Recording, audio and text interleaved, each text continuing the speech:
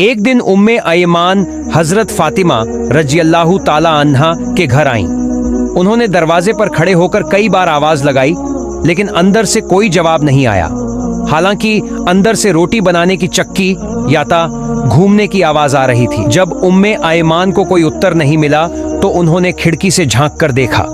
यह देखकर वे हैरान रह गईं कि फातिमा रजियल्लाहु ताला अन्हा गहरी नींद में सो रही थीं, लेकिन चक्की अपने आप घूम रही थी। कमरे के एक कोने में एक महिला तस्बीह अल्लाह का जिक्र पढ़ रही थी और दूसरी महिला हजरत हुसैन रजियल्लाहु ताला अन्हु को गोद में लेकर प्यार कर रही थी।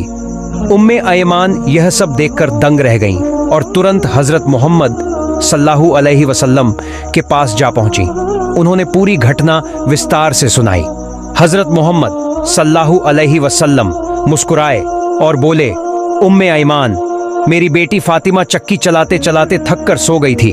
उसका तस्बीह अल्लाह की याद पढ़ना भी अधूरा रह गया था और गर्मी की वजह से हुसैन की नींद टूट गई थी। इसलिए अल्लाह ताला ने 3 फरिश्तों को भेजा। एक फरिश्ता अदृश्य रूप से चक्की घुमा रहा था, दूसरा फरिश्ता फातिमा का अधूरा तस्बीह पूरा कर रहा था, तीसरा फरिश्ता हुसैन को झूले में सुला रहा था। उम्मे अयमान, जो तुमने देखा वह सच है। वे महिलाएं नहीं बल्कि अल्लाह के भेजे हुए फरिश्ते थे। यह सुनकर उम्मे अयमान और वहां मौजूद सभी सहाबा आश्चर्य में पड़ गए और फातिमा रजियल्लाहु ताला अन्हा के लिए दुआ करने लगे। उम्मे अयमान भावुक होकर बोली, अल्लाहु अकबर, और फिर नबी सल्लल्लाहु अलैहि वसल्लम के दरबार से बाहर चली गईं। एक बार ऐसा हुआ कि 3 दिनों तक हजरत मोहम्मद सल्लल्लाहु अलैहि वसल्लम का कोई पता नहीं चला। ये खबर सुनते ही हजरत उमर रजियल्लाहु ताला अन्हु और हजरत अब्बू बकर रजियल्लाहु ताला अन्हु बहुत परेशान हो गए। दोनों पागलों की तरह नबी सल्लल्लाहु अलैहि वसल्लम को खोजने निकल पड़े।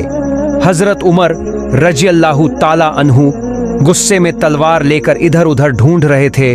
रास्ते में उन्होंने कुछ यहूदियों को देखा और गुस्से में गरजते हुए उमर ने तलवार निकाल ली। उन्होंने धमकाते हुए कहा, हे यहूदियों, हमारे नबी कहाँ हैं? बताओ, नहीं तो मैं तुम सबको मार डालूंगा। यहूदी डर गए और बोले, हे उमर, हमें विश्वास करो, हमने तुम्हारे नबी को नहीं देखा है।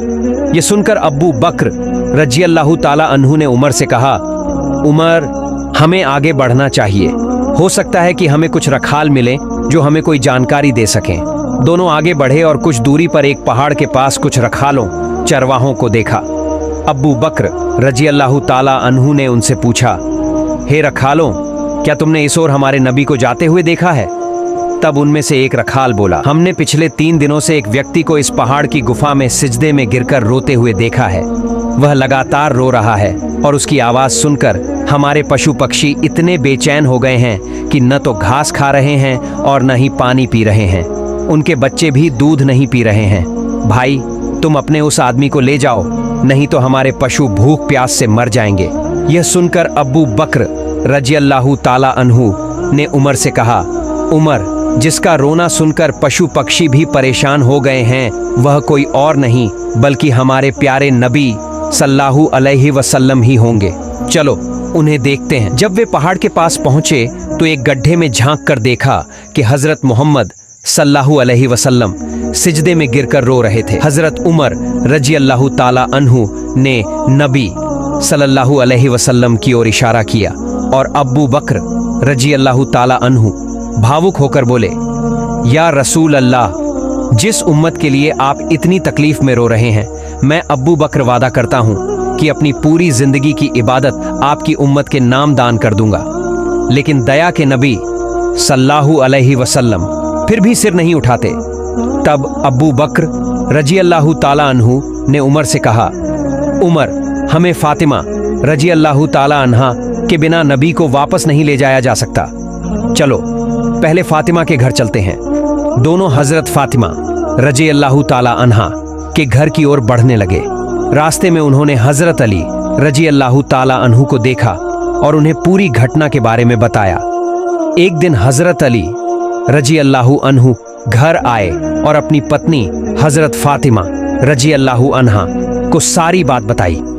यह सुनकर हजरत फातिमा अपने बेटों हसन और हुसैन रजियल्लाहु अन्हु के साथ हजरत अली के साथ चल पड़ी और सभी मिलकर नबी पाक सल्लल्लाहु अलैहि वसल्लम के पास पहाड़ की गुफा में पहुंचे।